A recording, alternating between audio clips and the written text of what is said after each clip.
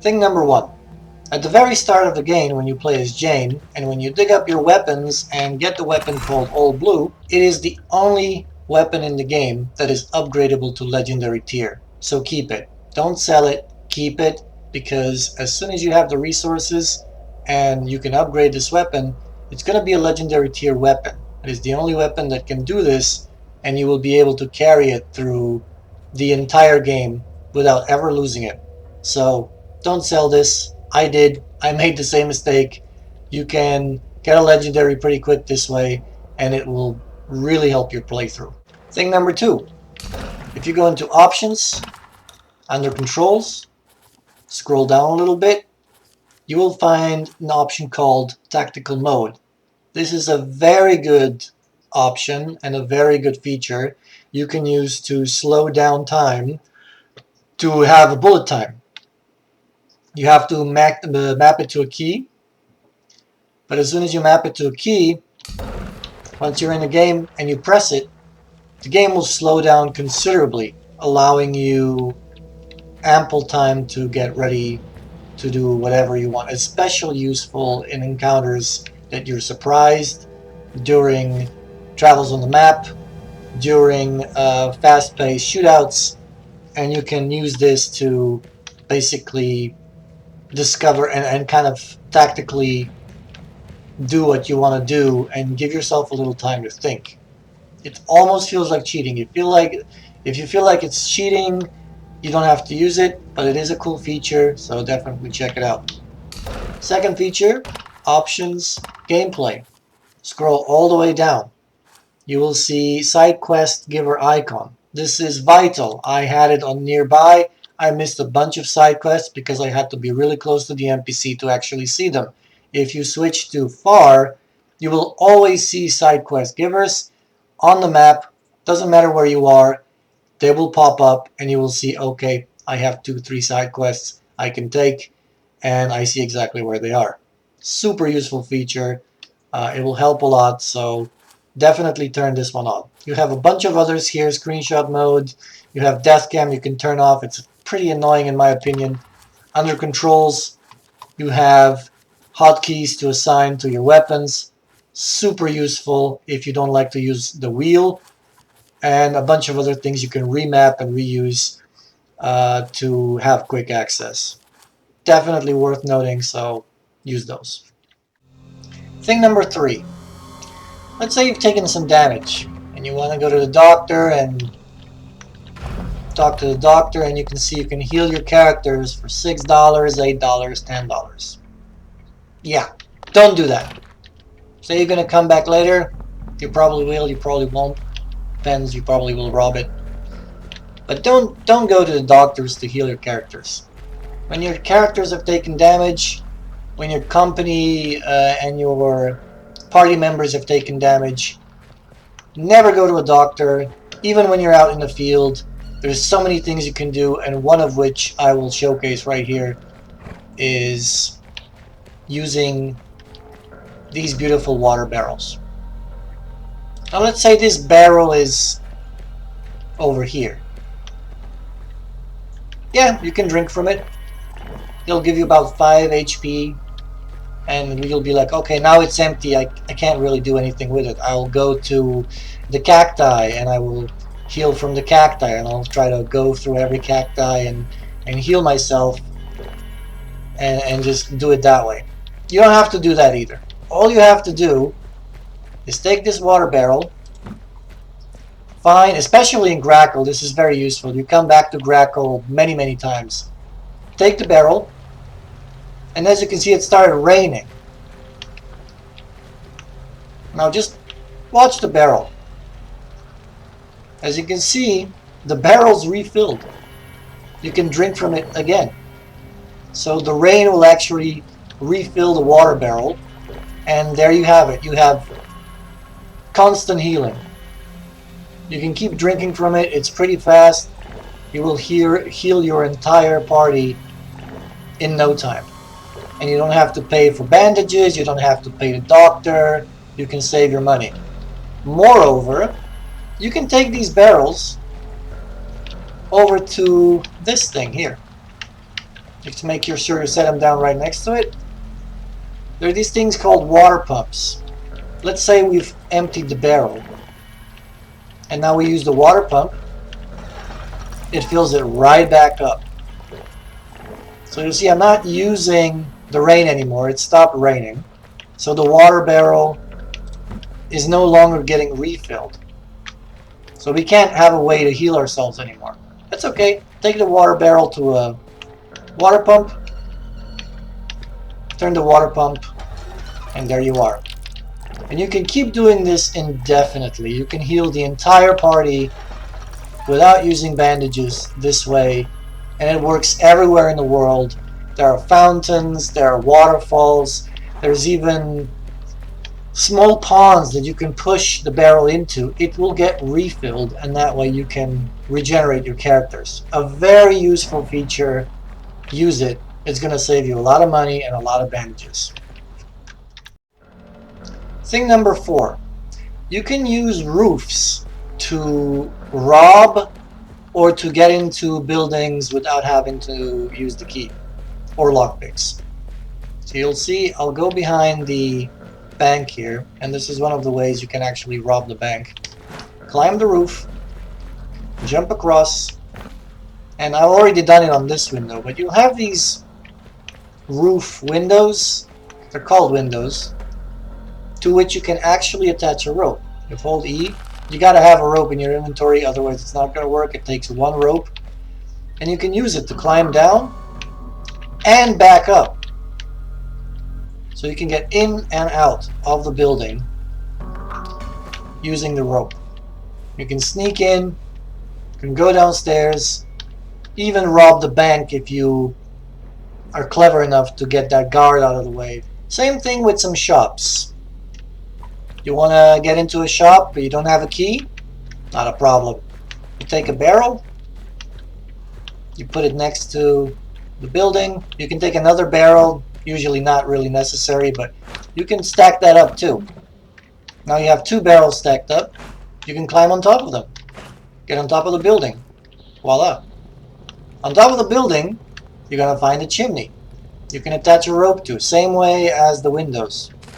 Attach a rope to the chimney, go down, and as you'll see, I can get into the store without needing the key, and you can actually rob stores this way. You can rob the entire stores by just going through roofs to access the store's inventory. The whole inventory will be there. It's a great way to use chimneys. Not only that, but you can go in the back and pickpocket the person for their money and for their keys, so that next time you don't have to lockpick anything. And then you can just make a get out through the chimney, back to the roof, back to your barrels, jump back down, and get out of there. And none will be the wiser. So it's a great tip to use roofs. You can't lockpick yet, you're at the beginning of the game. Use roofs, use chimneys, use roof windows, use any way you can get into a building without having to use the key. Even the windows. You can use the windows to get inside. Door's locked, no problem. You get in. You have to lockpick this door, but we got through the window just fine. So many ways to get into the buildings this way, and you don't have to use lockpicks at all. Lockpicks are valuable, so save them. Thing number 5. Same way as going up and going up on the roofs and up on through roof windows, you can go down through wells. Sometimes on the wells you will see planks. You can remove those planks and use a piece of rope to climb down. I've already used a piece of rope here, but you do need a piece of rope to climb down some of the wells. You'll be able to remove the planks and attach the rope and then climb down. As you climb down, there will usually be some sort of reward, whether that's a treasure like this, a box like that, and there will be a treasure inside. So keep an eye out for the wells, use the rope, you can get back out them the same way as on the roofs. Very useful thing. You can get a lot of money that way too. Thing number 6. You can blow up rock formations like this with a stick of dynamite. And any stick will do. You can use regular dynamite, you can use clustered dynamite, even an explosive barrel will do. As long as you check it in the right direction, it will blow up, revealing a chest, or a nymph relic, or even a golden ace of spades sometimes. Very useful to know. And you can also take a stick of dynamite, throw it in an ore deposit, and it will actually drop a gold nugget or a silver nugget or a copper nugget, depending on which ore deposit it is. You can get the same amount of ore nuggets the same way as if you mined it with a pickaxe. So if you don't have a pickaxe, chuck a piece of dynamite at it, and it will reveal an ore nugget that you can actually pick up the same way as if you use the pickaxe. Be aware though, you can't use dynamite when you're out and it's raining, or if you throw it in a puddle or a piece of water, it will extinguish and it won't go off. But you can pick it up. So don't use it in rain. But you can use dynamite to clear up passages, any cracked walls, anywhere where there's a passage that's blocked that seems like you can open it up. You can open it up with dynamite, or even use an explosive barrel, which does work the same way. Basically, you throw the barrel at the thing and it will reveal a passage, same way as if you use dynamite. Now you have to be a little careful though. When you're shooting it, it's got to be at the right spot. But usually, you come through it, you get a golden ace of spades. So keep an eye out on those things. Very useful, will get you a lot of things, a lot of treasure, and golden ace of spades are very useful in this game, so keep an eye out. Thing number 7. Exploring will actually pay off. In most maps, when you're done exploring it and you've pretty much gone all the way through, look usually on the edges of the map. You will sometimes find a little mound of earth like this, and it'll be called Mount Cache. You can dig this up if you have a shovel. Once you do, you will sometimes find in, again, treasure, golden aces of spade, nymph relics, and so on. So it is always wise to comb the map sometimes. If you see a mound like this, it will pay off. And in some cases, when you're hunting treasure maps, you will sometimes find legendary weapons, you will find important items, high-grade stuff. Definitely worth checking out. So if you see those things, dig them up. Don't hesitate. Thing number 8. When you're actually tracking down bounties, the game doesn't tell you that, but if you have a bounty, and let's say this one is paying 70 bucks, it will actually pay off 50% more if you bring them back alive. A bonus tip here is that if you're crouching like this, and if you're rolling while you're crouching, this will not break stealth.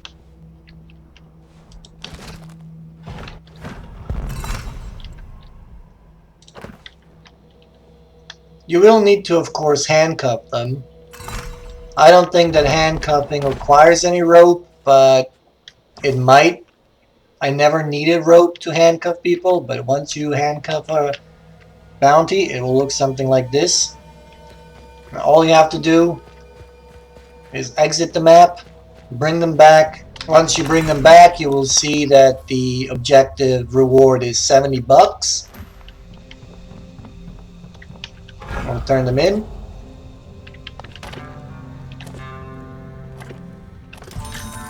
And as you can see, we got 105 bucks, which is exactly 50% more.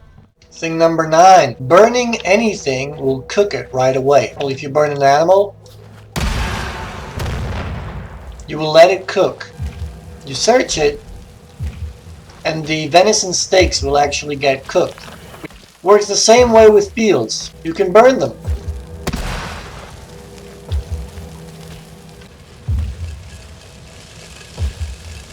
You make popcorn. So go out there, make some popcorn, and eat it. Thing number 10. In addition to the normal lever switching, you can do it by hand, but you can also shoot it. And it works with any weapon. You can shoot levers, you can shoot metal plates, you can shoot stone plates. Any kind of trigger in the game is actually shootable from a distance, and it will trigger. Same way as shooting levers to trigger them, you can use ammo boxes to shoot them, hide away, and then the ammo boxes will start tearing away at the enemies. One shot, and the ammo box setting a hail of bullets, killing all the enemies in the camp. Very useful. Thing number 11, you can pretty much kick anything off an edge, including an enemy. And I didn't know this for quite a while. You can see I'll follow this enemy and press F. You can kick him off the edge. He will die. You can do the same with barrels, with anything you would like. Kick this barrel off, shoot it, blows up the entire camp. Very useful when you're on top of edges and you have a barrel up there. You can even shoot ammo boxes as usual. Starts a hail of bullets, kills everybody in the camp. You can even do an Assassin's Creed jump down onto an enemy and it will knock them out. It will knock them out unconscious. He's unconscious! I didn't know you could do that.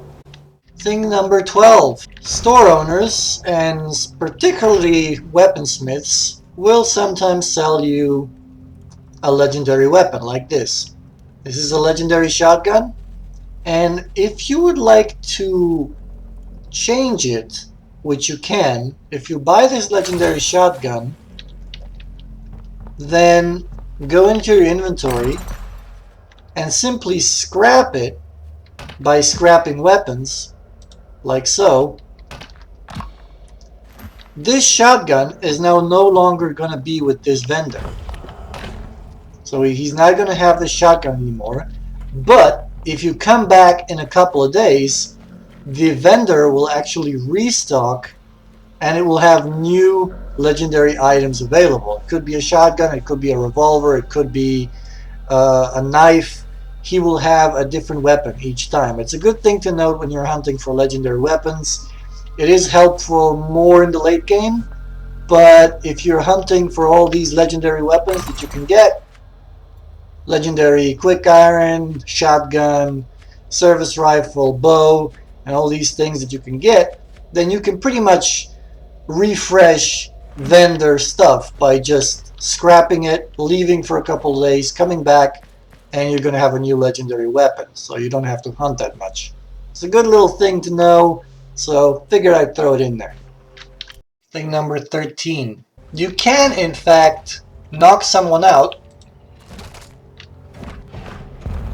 and since it's faster, picking them up, moving away, dropping them, and then taking your knife out and just slashing them to pieces, killing them, they will still be unaware and you can still kill them that way.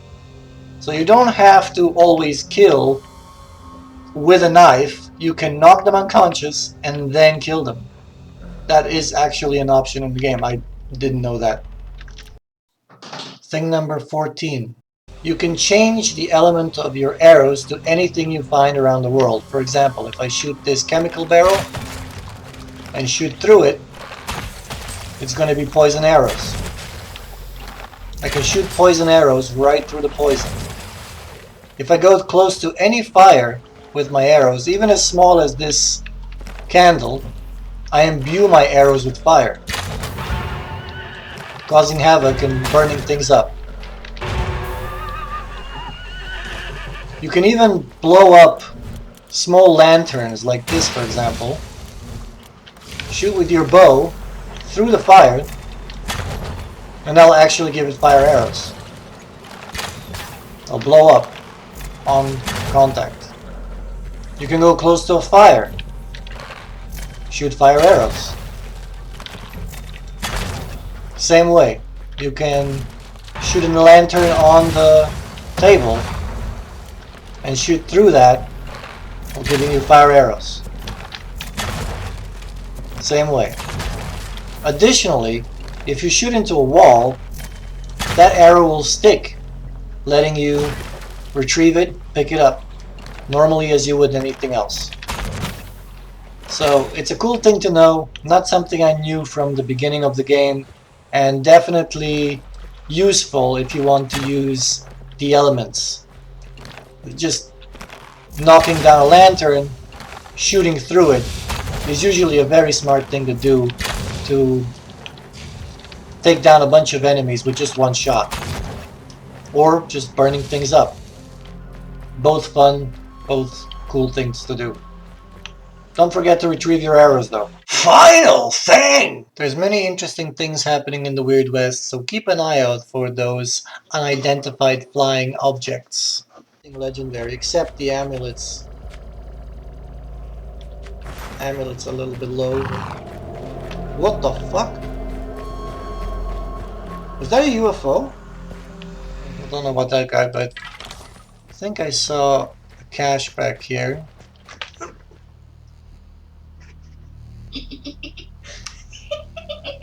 Oh, those smell nice. That's an unidentified flying object right there. There you go. Okay, and that is for the 15 things you didn't know about Weird West. If there is anything else you did know, feel free to leave a comment down below. And if you have any questions, feel free to join me on my stream on Twitch. Links are in the description. Everything you want is in there. So I'll see you there. Cheers.